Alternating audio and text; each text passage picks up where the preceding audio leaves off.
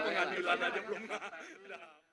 Kuasa hukum MM Hotma Sitompul mengatakan pra-peradilan adalah hak tersangka.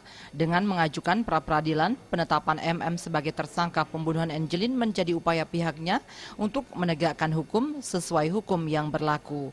Benar atau salah akan diketahui dalam pembuktian di pengadilan karena beberapa hal perlu diperjelas dalam pengadilan. Kita mau menegakkan hukum supaya semua sesuai dengan hukum yang berlaku. Ya, kalau Anda tanya mana yang belum benar, mana yang salah, nantilah kita buktikan di pengadilan. Dua hal yang diperadilan yakni surat perintah penyidikan nomor Sprint 475 Resta tanggal 10 Juni 2015 dan acara pemeriksaan tersangka atau pemohon tanggal 29 Juni 2015 dengan Kapolda Bali, Kapolresta Denpasar, Kasat Reskrim Polresta Denpasar dan Kepala Unit PPA Polresta Denpasar sebagai pihak termohon.